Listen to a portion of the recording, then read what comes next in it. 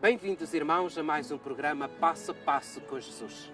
Daqui da Terra Santa, a Terra da Promessa, a Terra amada por Deus. Para si, que através do sistema Canção Nova nos assiste em Portugal e no Brasil, nós queremos mandar uma saudação especial.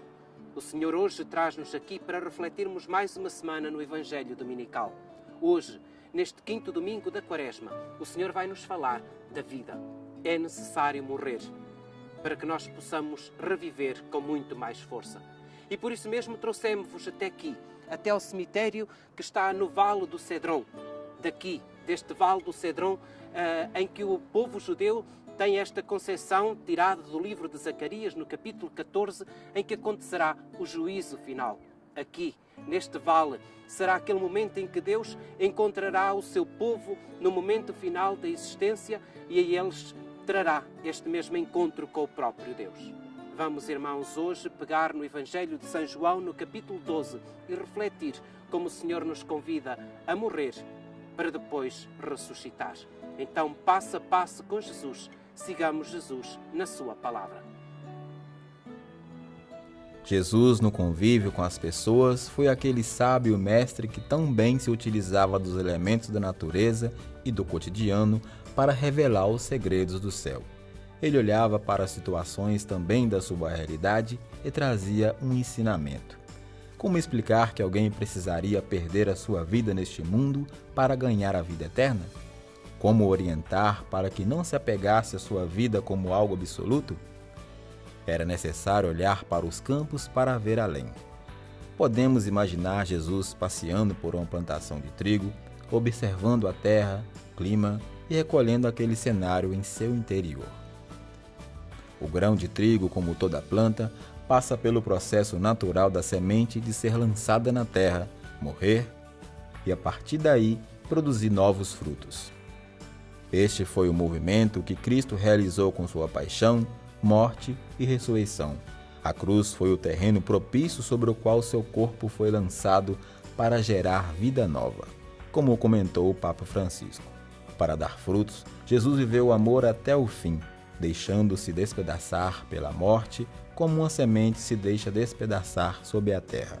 Justamente ali, o ponto extremo do seu rebaixamento, que é também o ponto mais alto do amor, germinou a esperança.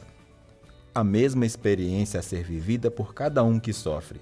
Os desafios, tristezas e angústias são como uma semente que muitas vezes quebram os sonhos e anseios, mas são nesses momentos concretos que a vida nova pode surgir. A cruz, portanto, representa a passagem, a ponte e não o fim em si mesmo. Uma mentalidade que contradiz o mundo que só prega o sucesso e as vitórias. A humildade, o serviço e a pequenez não significam uma lógica perdedora, mas um caminho de disponibilidade para salvar a si, os outros e se tornar semente de esperança para o mundo. Estamos em Jerusalém. É aqui então que Jesus passa estes momentos finais da sua vida. É aqui que Jesus hoje dirige estas palavras e que dá estes ensinamentos sobre a morte como um expoente para a vida. Escutemos então como o Evangelho nos descreve este encontro. Entre os que tinham subido a Jerusalém à festa para a adoração, haviam alguns gregos.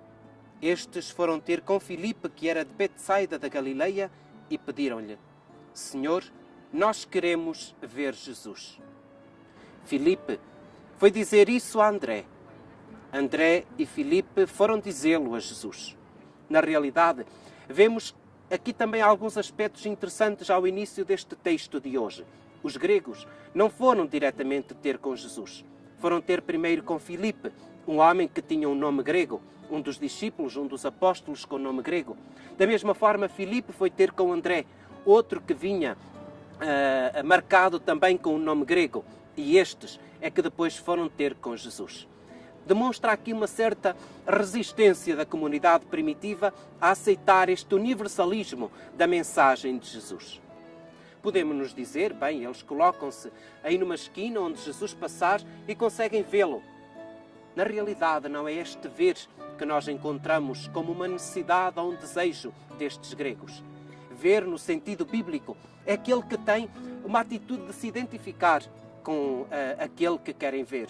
Na realidade, a palavra ver no grego vem de ideine, e daí nós tiramos também palavras nossas em português, como sejam ideia, identidade.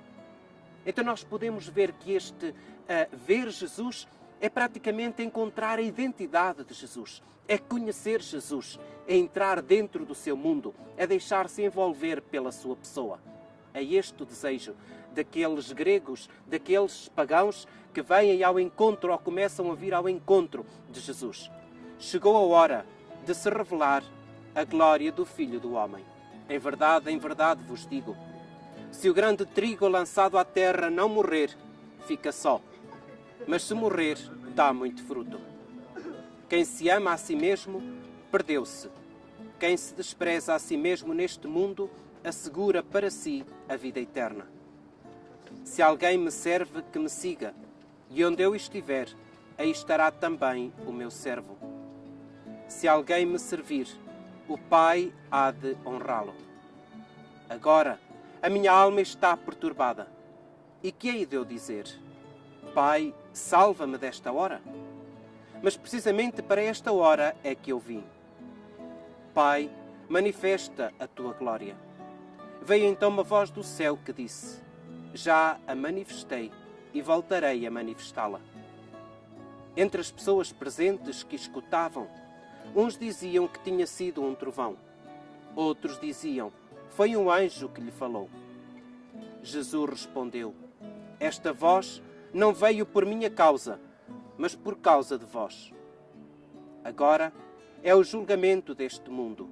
Agora é que o dominador deste mundo vai ser lançado fora. E eu, quando for erguido da terra, atrairei todos a mim. Dizia isto, dando a entender que espécie de morte havia de morrer. Mas deixemos este aspecto e vamos entrar dentro daquilo que podemos dizer o centro da mensagem deste Evangelho. E começa por nos dizer: chegou a hora de revelar a minha glória. Jesus, ao longo de todo o Evangelho de João, vem nos dizendo: ainda não chegou a minha hora. Vemos isso logo desde aquele primeiro momento das bodas de Caná. E várias vezes nós encontramos este mesmo refrão ao longo destes primeiros capítulos do Evangelho de São João. Mas chegamos a este momento em que ele diz: chegou a hora de me revelar.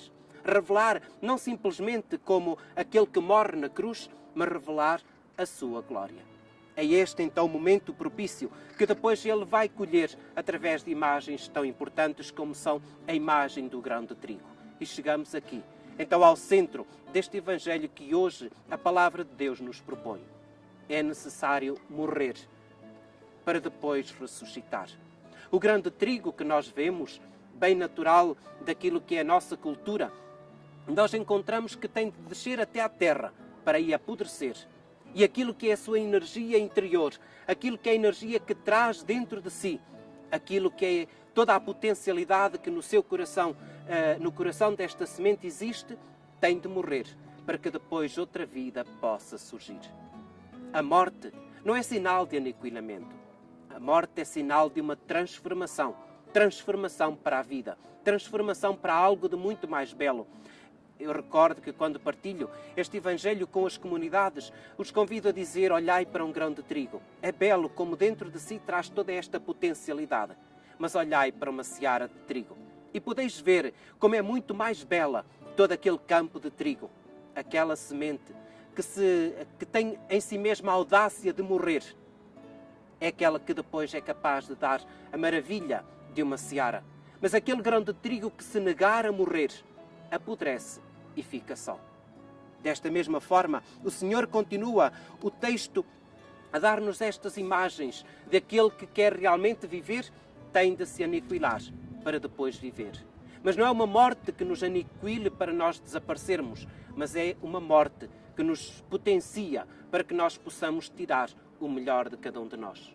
Muitas vezes nós nos perguntamos, diante inclusive do mistério da morte, principalmente dos nossos queridos, como é que nós podemos ultrapassar isso?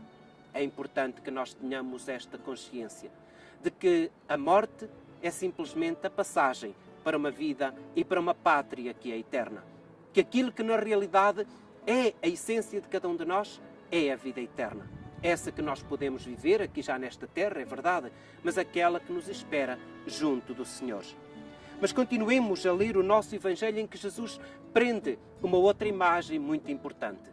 Todo aquele que realmente quer viver tem, de certa forma, tirar a si mesmo do centro das atenções. Quem se ama a si mesmo mais do que o próprio Jesus está a morrer para si mesmo. Então o convite de hoje que vos deixo, irmãos, é este. Que não centremos a nossa atenção simplesmente em nós mesmos, porque podemos correr o risco de, a um longo prazo, nós não encontrarmos aquilo que realmente é importante dentro de nós, que é a vida. Mas para encontrarmos a verdadeira vida, é necessário que nós saibamos morrer para o nosso egoísmo, para o nosso orgulho. É necessário nós morrermos para esta vida, para recuperarmos toda a beleza de uma vida futura. Onde é que encontramos isso? Neste Cristo, que, erguido da terra, atrairá todos a si. Deixemo-nos atrair, para que a próxima semana, quando começarmos a Semana Maior, nós possamos dizer que na cruz de Jesus também nós somos atraídos pelo seu amor. E para si, desejando uma boa semana, deixo a bênção de Deus. A bênção de Deus Todo-Poderoso, Pai, Filho e Espírito Santo. Amém. O Christian Media Center tem a missão de levar ao mundo a mensagem da Terra Santa, a terra do Quinto Evangelho. Transmissões, reportagens, notícias, documentários, atualidade da Igreja e da vida cotidiana dos cristãos da Terra Santa. Você pode nos ajudar nesta missão, fazer conhecer e difundir a mensagem da Terra Santa. Ajude-nos. Visite o nosso site